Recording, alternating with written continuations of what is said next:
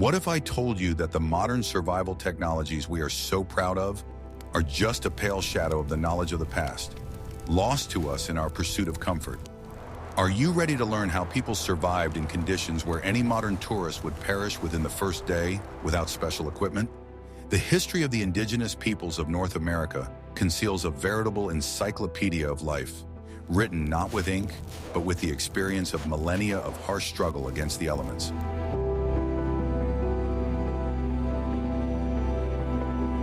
These people did not just exist on the edge of what was possible.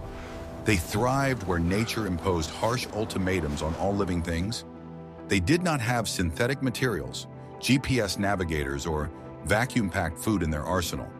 But their solutions were so effective that they surpass many of today's equivalents. It was a world where one mistake could cost a life, and the right decision was passed down from generation to generation as the tribe's greatest treasure. They turned the environment from an enemy into a reliable ally, using resources that we simply do not notice under our feet today. We are accustomed to thinking that technological progress has made us stronger and more independent, but in fact it has deprived us of basic skills for interacting with the world. The Great Plains and Northern Forest required humans not to fight nature, but to merge completely with it and understand its hidden laws. The peoples of the plains, such as the Lakota and Cheyenne, as well as the inhabitants of the forests and subarctic regions, developed unique technologies that allowed them to endure the Arctic cold and scorching heat. Their clothing, dwellings, and tools were the pinnacle of engineering at the time, created from materials at hand. Every detail of their daily life was thought out to the smallest detail and tested by centuries of practical use in extreme conditions. Watch the video to the end to find out how ordinary moss could save lives in 40-degree frost and what secret ingredient allowed meat to stay fresh for decades without refrigeration. What if I told you that everything you believed about healthy eating was known hundreds of years before us? The tribes of the Great Plains created a product that, in terms of its energy value and incredible shelf life, is unmatched even by the modern food industry. We are talking about pemmican, a unique meat concentrate that became the basis for the survival of entire peoples during periods of famine. The process of making it was not just cooking, but a complex technological cycle, perfected by many generations down to the smallest detail. First, fresh bison meat was taken and completely cleaned of any fat, membranes, and tough tendons. These strips of meat were hung out to dry in the bright sun or over a slow, smoky campfire for several days. The meat had to dry to the point where it became hard and brittle, resembling dry wood in structure. Only after the moisture had completely evaporated could the next stage of processing begin, which required considerable physical effort. The dried meat was placed on flat stones and ground with other stones into a fine powder resembling coarse flour. In parallel with this process, the women of the tribe melted bison fat, achieving its perfect purity and transparency. The fat was boiled over low heat, carefully skimming off the foam and removing any impurities so that it would not become rancid over time. The meat powder was then mixed with the boiling fat in a ratio of about 1:1, creating a thick, nutritious mass. Dried forest berries, such as tart bird cherry, sour cranberry, or urga, were often added to this mixture. The berries not only improved the taste of the product, but also served as an important preservative and added essential vitamins to combat scurvy. While still hot, the resulting mixture was tightly packed into special leather bags made of rawhide. The main requirement was to pack the mixture as tightly as possible to remove all air bubbles from the bag. After cooling, the bags were sewn up and the seams were filled with melted fat to ensure complete air tightness of the packaging.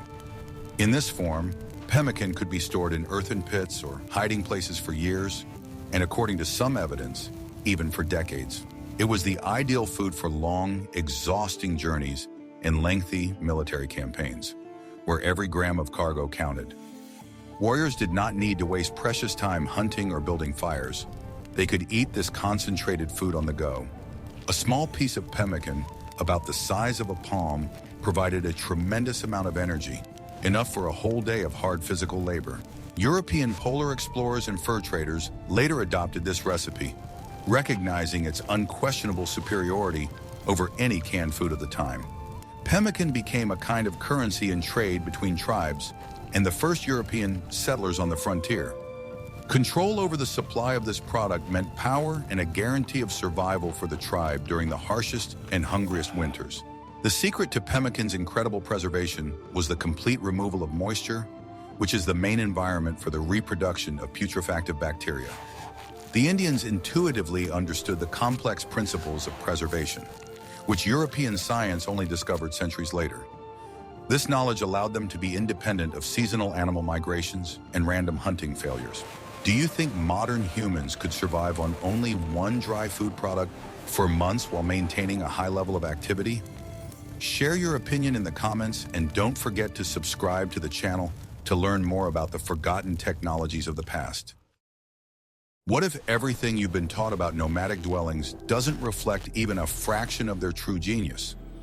The tipi, the traditional dwelling of the plains tribes, is often mistakenly referred to as simply a tent or a hut. In fact, it is a complex engineering structure with perfect aerodynamics in a sophisticated climate control system. The tipi's design was specifically calculated to withstand the squalls of the open prairies, where there are no barriers to the elements. The conical shape was perfectly streamlined on all sides, creating no wind resistance that could destroy the structure. The slope of the back wall was made steeper to provide additional resistance to the prevailing westerly winds. One of the main secrets of comfort was a unique ventilation system that allowed an open fire to be lit inside the room. At the top of the tipi were special smoke vents, which were called ears because of their characteristic shape. Their position could be adjusted from the outside with long poles adapting to any wind direction. This created the necessary draft, allowing smoke from the hearth to rise straight up without filling the living space with smoke. But the ventilation system worked in conjunction with another important element, the interior lining called a canopy. The canopy was attached to poles inside the tipi and descended to the ground, creating a second wall. An insulating air layer was formed between the outer skin of the cover and the inner canopy, working on the principle of a modern double-glazed window. Cold air coming in from outside under the edge of the outer covering was heated in this space by the heat of the hearth and rose upward. This flow created a powerful draft, pulling out smoke and providing a constant supply of fresh air for breathing. Thanks to this engineering solution, it was always warm and dry inside the tipi, even when a snowstorm was raging outside. On hot summer days, lifting the edges of the lower cover created a powerful flow of cool air. The entire structure functioned as a natural air conditioner, maintaining a comfortable temperature even under the scorching sun of the plains. Assembling and disassembling this mobile home was the responsibility of the women of the tribe and took less than an hour for experienced housewives. Long poles made of straight and light pine were a valuable resource on the treeless plains. When moving, they were not thrown away, but used to create sleds on which cargo and children were transported. The cover was sewn from many tanned bison hides, treated to let in daylight, but reliably keep out water. Inside the tipi, it was light enough to work during the day, and at night, the fire in the hearth made the whole structure glow from within. The entrance to the tipi was always located strictly to the east, facing the rising sun, which had a deep meaning. The morning rays of the sun were the first to penetrate the dwelling, awakening the inhabitants and warming the entrance after a cold night. In addition, this location of the entrance protected the inhabitants from the prevailing winds blowing from the west across the plains. This dwelling was an ideal mobile home, providing protection and comfort in all climatic conditions. Could you survive a harsh winter in such a dwelling, knowing about its unique thermoregulation features? In the next chapter, you will learn the incredible secret that allowed fire to be obtained even in heavy rain. Want to know a secret that will change your life and your perception of how difficult it was to make fire in ancient times? We are used to seeing heroes in adventure films rubbing sticks together long and hard, but real survivalists knew that making fire from scratch every time was an unacceptable waste of precious energy. The real art and sign of an experienced taiga dweller was the ability to preserve and carry fire with them to a new place. For this purpose, a specially prepared hollow bison horn was used, which was turned into a reliable airtight container. Rotten wood or specially treated tinder fungus was placed inside the horn. The tinder fungus had the unique property of smoldering slowly for hours without bursting into an open flame or dying out without access to strong air. The smoldering coals were generously sprinkled with ash, which served as an insulator, and the horn was tightly closed with a wooden plug. Limited oxygen access slowed the combustion process to a slow smoldering, similar to suspended animation. In this preserved state, the charcoal could live inside the horn for days, slowly processing the fuel. This allowed hunters or military units to cover huge distances without having to stop for complicated kindling. Upon arriving at the campsite, it was enough to open the plug and shake out the contents onto the prepared kindling. The charcoal, receiving an influx of fresh air, instantly began to glow red and gave off enough heat to ignite dry grass. The fire appeared almost instantly, which was critically important in wet weather or severe frost. The horn reliably protected the precious coals from rain, snow, and wind during the journey.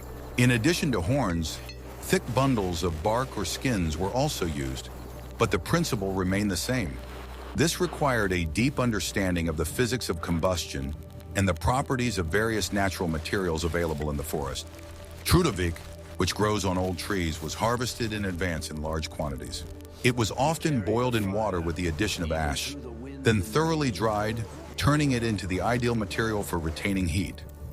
This peculiar fire accumulator was an essential piece of equipment for any man leaving camp. Losing fire while hiking was considered a very bad sign and a sign of extreme inexperience on the part of a warrior. In the wild, where matches could get wet and friction required dry wood, this method guaranteed warmth. The ability to literally carry the elements in one's pocket gave a person an incredible advantage over the cold and predators. This method clearly demonstrates the principle of rational energy consumption in survival conditions.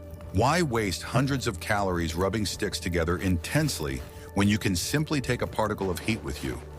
Like this video if you are also impressed by such simple but absolutely ingenious engineering of the past. Guess what happened next when the water source was dirty or disappeared from the face of the earth? Water in arid plains was often murky, stagnant, or hidden deep underground. The ability to find hidden moisture and purify it from dangerous impurities was a key skill for the survival of the entire tribe. The Indians knew very well that certain types of plants serve as living indicators of underground water. Thickets of willow or poplar trees always indicated that water was very close to the surface. Even if the riverbed had completely dried up under the scorching sun, it was enough to dig a hole in the roots of these trees. After a while, the hole would fill with water, which was naturally filtered through layers of sand and soil. Simple but extremely effective mechanical filters were used to purify murky water from open sources. A dense bundle of grass or moss inserted into the neck of a vessel trapped dirt and insect larvae. But the most amazing and technically complex method was boiling water without using metal utensils.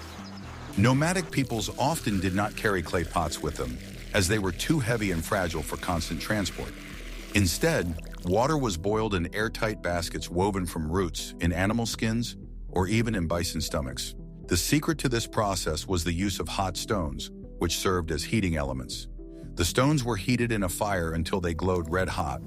They were then carefully removed with wooden tongs and thrown directly into a container of cold water.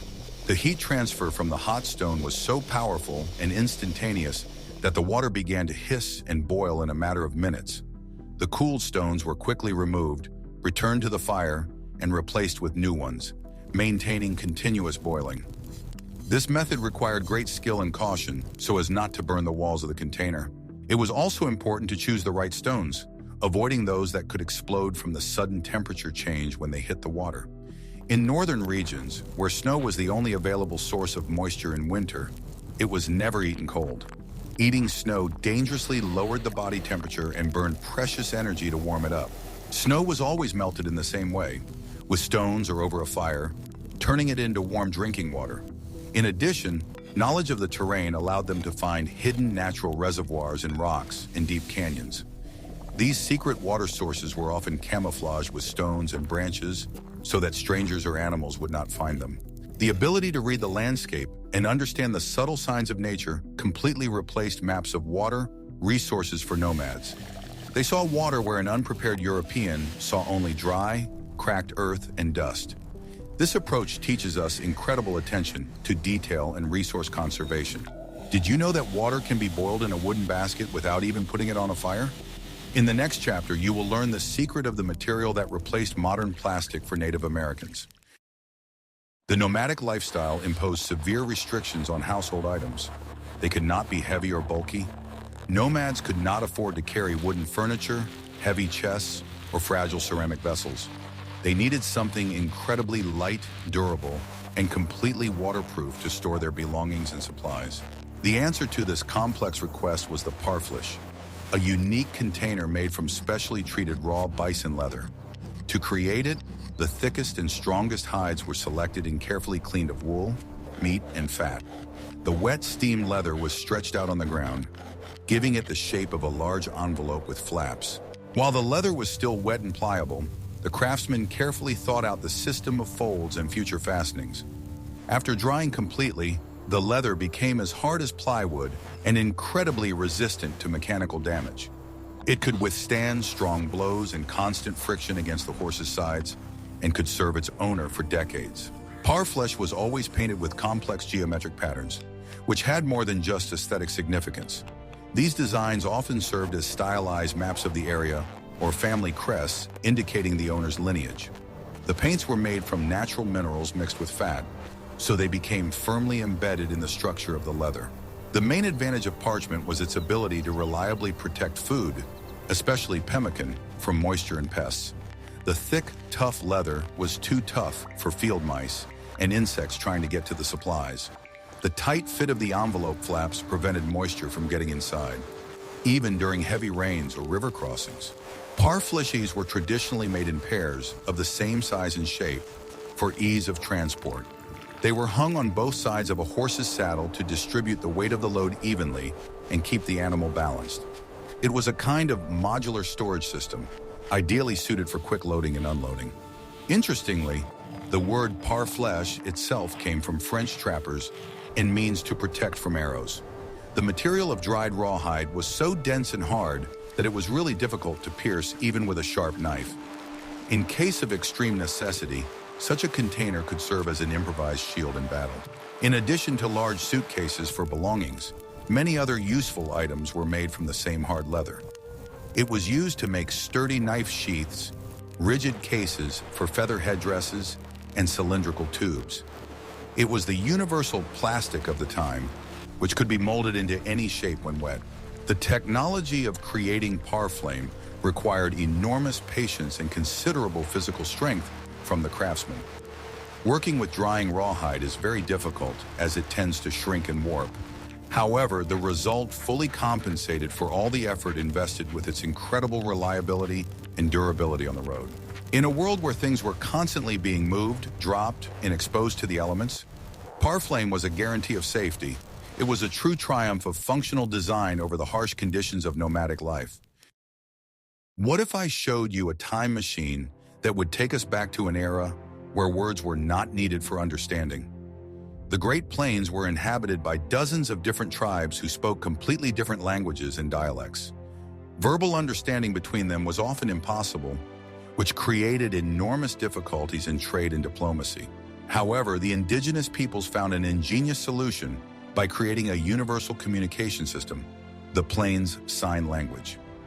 This language was understood by virtually all tribes across a vast territory, stretching from the Canadian forests to the Mexican deserts.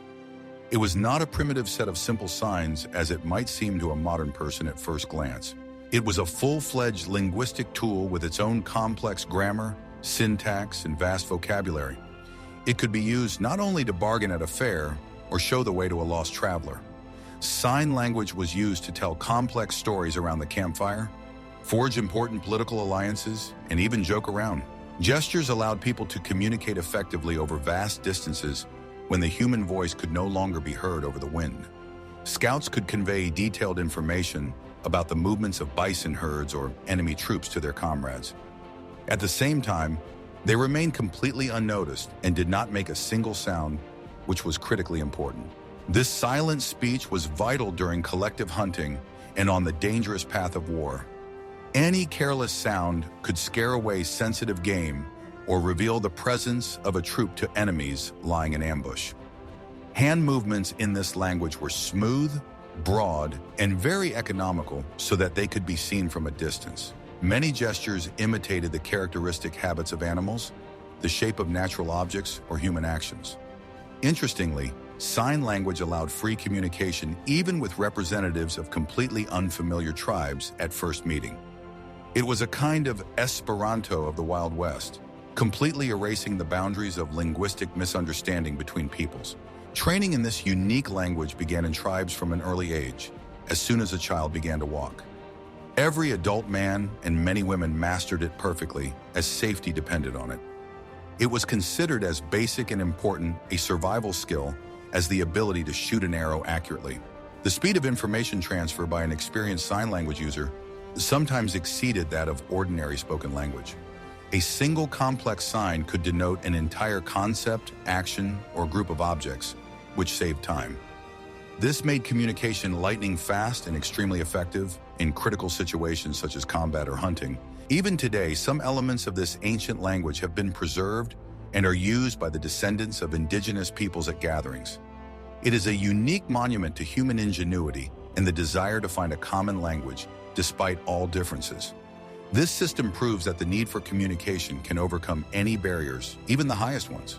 Why do you think that in today's world, full of translators and gadgets, it is still so difficult for us to understand each other? In the next chapter, we will talk about a plant that relieved pain long before the advent of pharmacies. Traditional Native American medicine was not at all a chaotic collection of primitive superstitions and shamanic dances, as early colonizers often portrayed it. It was a coherent, complex, and profound science based on thousands of years of meticulous observation of nature and the effects of plants on the human body. When modern city dwellers suffer from a headache, they reach for the plastic medicine cabinet without a second thought to find a pain-relieving pill. But for the indigenous peoples of North America, their entire surrounding world was their pharmacy, the endless, dense forest, the sun-drenched steppe, and the riverbanks. They knew every bush and every blade of grass, understanding that the earth had already given them everything they needed for healing. They just needed to know how to take it. The forest was a huge open-air medicine cabinet for them. One of the most powerful, accessible, and widely available painkillers in their arsenal was ordinary willow bark. Native American healers noticed long ago that a bitter and astringent decoction made from the soft inner part of this tree's bark worked wonders. It quickly and effectively relieved high fever and colds, significantly reduced inflammation of soft tissues, and dulled acute aching pain of various origins. They used this valuable knowledge for centuries, successfully treating everything from common toothaches to severe chronic rheumatism, which often afflicted the elderly and hunters who slept on damp ground. The secret to the high effectiveness of this folk remedy lay in a chemical called salicin, which is found in abundance in willow bark. This substance is the direct natural precursor to the well-known modern aspirin, which was synthesized by European chemists much later. In essence, the Indians used the same complex chemical formula, only in its natural form, without any additives. They did not know molecular chemistry, but they knew the result, proven by generations of ancestors. The healing bark was usually harvested in early spring, during the short period when the sap flow in the tree was at its peak and the concentration of active substances was at its highest. It was carefully removed from the branches in long strips, cleaned of the rough outer layer, cut into thin strips, and dried in the sun for long-term storage. Every family had bundles of dried bark. In case of urgent need, for example, on a hike, the bark could simply be chewed for a long time, swallowing the bitter juice that was released along with saliva. It was also brewed in camp as a very strong, dark tea, which was given to patients with high fever or wounded warriors to ease their suffering. This medicine was available almost everywhere where there was any water, as willow loves moisture and grows near streams. Sacred knowledge of the healing properties of plants was carefully passed down from experienced gray-haired healers to their chosen disciples, and was an essential part of the tribe's general education. In addition to willow, hundreds of other herbs, powerful roots, and wildflowers were actively used in the rich arsenal of healers. For example, The beautiful echinacea was widely used not for decoration, but to strengthen the immune system during prolonged colds and to treat snake bites and infections. The thick and sticky resin of coniferous trees served as an excellent natural antiseptic and adhesive for treating open wounds and deep cuts. It created a reliable protective film that prevented dirt and suppuration, acting as a natural plaster. The approach to treatment was always comprehensive, including not only the physical effects of herbs, but also a ritual part to calm the patient's spirit. However, the basis of success was always a deep empirical knowledge of botany and human physiology. They knew how to competently and professionally apply splints for complex limb fractures, using raw hide and pieces of wood for rigid fixation. As it dried, the wet skin shrunk, creating something similar to modern plaster. They also knew how to quickly stop dangerous arterial bleeding, using the fluff of certain rain mushrooms or clean cobwebs applied to the wound. Their field medicine was purely practical, focused on quick and reliable results, returning a person to duty and saving their life. A warrior or hunter could not afford to be sick for long, as the survival of his family depended on it. Many modern expensive pharmaceuticals are actually based on the same active ingredients that Native Americans discovered through trial and error thousands of years ago. This once again confirms the fact that wise nature had already created ready-made cures for most known diseases, even before the advent of laboratories. The ability to treat themselves and their loved ones with readily available remedies gave Native Americans complete and proud autonomy from the outside world. They were completely independent of medicine supplies from cities or the availability of certified doctors, relying entirely on the generosity and power of their native land. Winter in North America is a time of deep snow that can completely paralyze any human movement. For indigenous peoples, the loss of mobility during this period meant inevitable starvation and certain death. The answer to this deadly challenge from nature was the ingenious invention of snowshoes. This device worked on a simple physical principle, distributing a person's weight over a large surface area. Thanks to this, hunters did not sink waist deep into loose snow, but remained on its surface. The design and shape of snowshoes varied greatly from tribe to tribe, depending on the landscape. In dense forests, shorter, wider, and more rounded models, similar to bear paws, were used. They provided excellent maneuverability among trees and bushes, where frequent turns were necessary. In open spaces and on frozen lakes, long and narrow snowshoes resembling skis were used. The frame for snowshoes was made of flexible but durable wood, most often ash or birch. The wood was steamed, bent into the desired shape, and dried so that it would retain its bend permanently. The inner weave was made of thin but incredibly strong straps of raw caribou or moose leather. The mesh was woven by craftsmen in such a way that wet snow would not stick to it in clumps and weigh down the wearer's steps. The snow had to fall freely through the mesh with each step, maintaining the lightness of the structure. This required precise engineering calculations and a high level of weaving skill, passed down from father to son. Thanks to snowshoes, hunters had a huge advantage over large animals in winter. Moose and deer got stuck in deep snow, quickly exhausted themselves, and became easy prey. This turned the winter season from a time of struggle for survival into the most successful and bountiful hunting season. The technique of walking on snowshoes was different from the usual one and required a certain amount of skill and practice. It was necessary to place your feet slightly wider than usual and raise your knees high so as not to catch on the edges of the frames. But once this skill was mastered, a person could walk dozens of kilometers in deep snow in a single day. Without this invention, it would have been simply impossible for humans to explore the vast northern territories. Snowshoes gave people freedom of movement when the rest of the world was bound by ice and snow drifts. European colonists quickly appreciated the advantages of this technology and began to adopt it from the locals. Their heavy leather shoes were completely useless in the deep Canadian snow without support. Snowshoes became a true symbol of human adaptation to the harsh climate of the New World. The manufacture of each pair was a real art, combining woodworking and complex weaving. This invention clearly demonstrates the principle: if you cannot change the conditions, you must change the way you interact with them. Among the great variety of natural materials and plants, ordinary sphagnum moss, which at first glance seems unremarkable, occupied a special, honorable place in the everyday life of the Indians. This modest and inconspicuous inhabitant of damp lowlands possessed a number of unique physical and chemical properties that made it an absolutely indispensable strategic resource for survival. It was actively used in field medicine, personal hygiene, the construction of warm dwellings, and everyday life, finding hundreds of the most unexpected uses. The Indians treated this plant with great respect, considering it a universal gift of the earth. First, sphagnum moss has phenomenal natural hygroscopicity, which significantly exceeds even many modern synthetic materials in terms of its indicators. Thanks to its special cellular structure, it is capable of absorbing and retaining moisture in enormous quantities, 20 or even 25 times its own dry weight. This property made it an ideal and irreplaceable material for creating absorbent pads, bath sponges, and essential personal hygiene products. Secondly, its chemical composition contains unique natural phenolic compounds that act as a powerful antibiotic and antiseptic.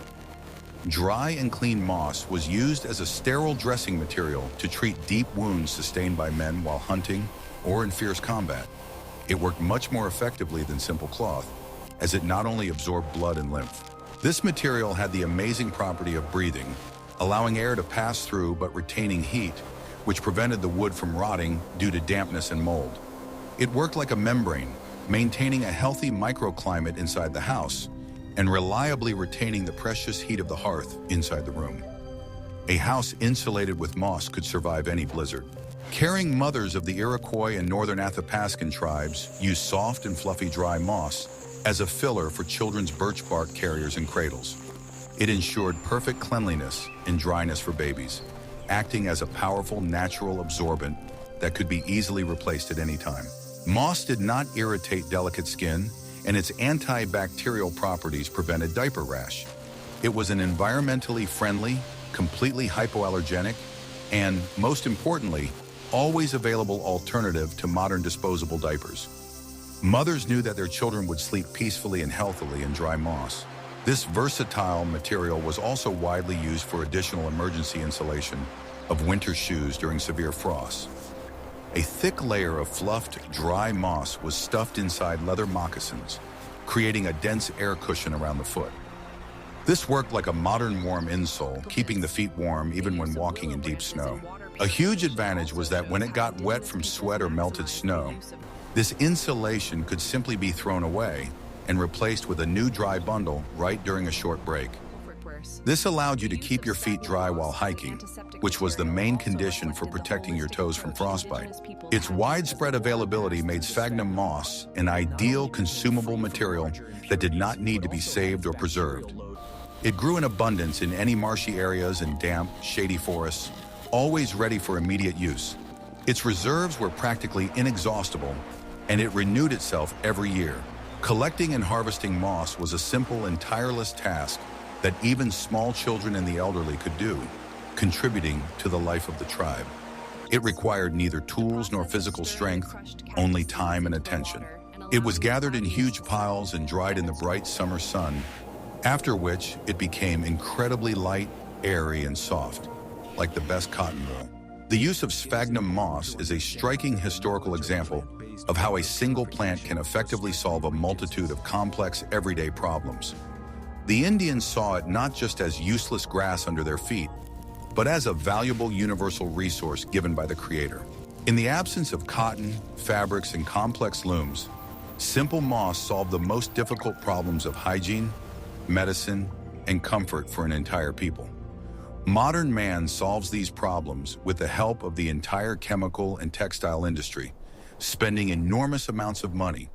The Indians, on the other hand, were helped free of charge by wise nature itself, which offered them ready-made solutions. For anyone who finds themselves in the vast expanses of the Great Plains for the first time, this terrain seems like an endless, frightening, and hostile ocean of grass. There are no bright visual landmarks for hundreds of kilometers around, to which the European eye is accustomed, no high rocky mountains, no dense forest to catch the eye.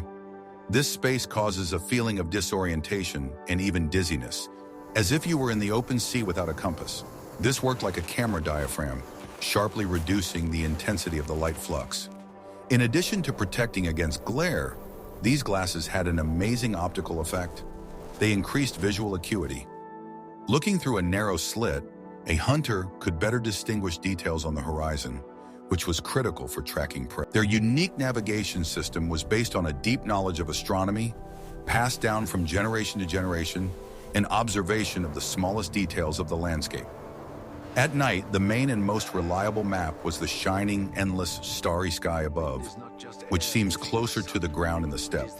The position of familiar constellations, especially the North Star, not only indicated the exact direction of travel north to experienced travelers, but also served as a calendar. The stars helped determine the current season and even the time of night, functioning as a giant celestial clock. A warrior could wake up in the middle of the night, look up and tell exactly how many hours remained until dawn. This knowledge was vital for planning military campaigns and night marches. During the day, they navigated unerringly by the position of the sun at its zenith, and more importantly, by the direction of the prevailing winds. The winds on the open plains blow with enviable consistency, shaping the grass cover in a certain way over the years. The inclination of thousands of blades of grass and the shape of sparse, low shrubs could indicate the cardinal directions, as well as a modern magnetic compass. An experienced tracker could determine the direction simply by looking at how moss grew on a rock or which side of a shrub's branches was longer. Nature itself marked the space, creating natural signposts. The wind was not just an element, but a constant companion and guide that never lied. The Great Plains were often referred to as a sea of grass, and this comparison was frighteningly accurate.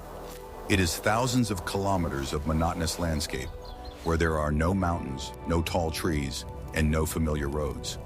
All around, a person stretched only an endless horizon that looked the same in all directions. In their minds, there was an incredibly detailed three-dimensional model of the vast territories through which the tribe had roamed for centuries. They could remember a place they had visited only once in their childhood, with photographic accuracy. It was a memory of the body and spirit that did not require paper drawings. Wild animals were also faithful and reliable guides for the attentive observer on a long journey. Deep trails trodden down over centuries by millions of migrating bison herds always led unerringly to sources of water and the most convenient fords across rivers.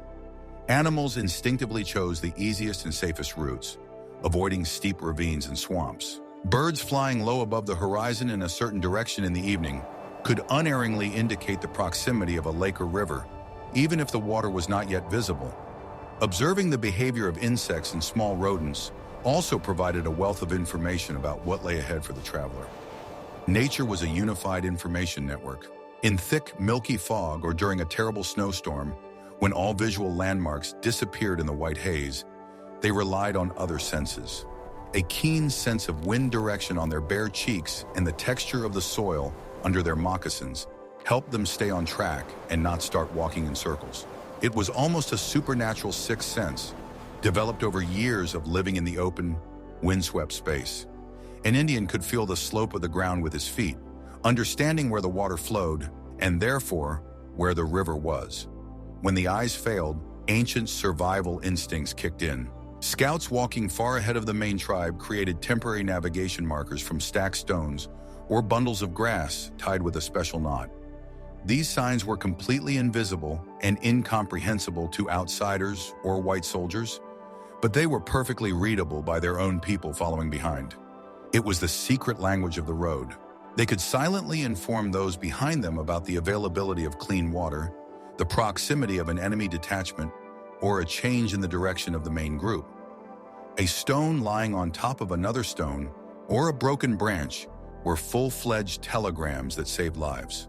They knew how long the journey would actually take, measuring distance in days of travel or number of nights spent, rather than abstract miles or kilometers. It was a purely practical measurement of space through time and the physical effort expended by people and horses. They knew that 10 miles over hills and 10 miles across a plain were different distances. Getting lost on the endless dry plains without water meant certain and painful death. So the art of navigation was drummed into boys from an early age. A mistake in orientation was not forgiven by the harsh nature, and the test could only be passed once. Every hill, every ravine, or every lone split tree had its own name and associated legend or story. Geography was inextricably linked to mythology and family history, which helped them memorize routes. The path was a chain of stories strung together by the thread of movement. Their amazing ability to find their way home in complete darkness or in a blizzard seems supernatural to us today, but in fact, it was the result of extreme, absolute concentration and deep attention to the world around them, which they considered a living being. The history of survival of the indigenous peoples of North America is not just a set of random life hacks and tricks. It is a coherent, profound philosophy of human interaction with the surrounding world, based on respect and understanding.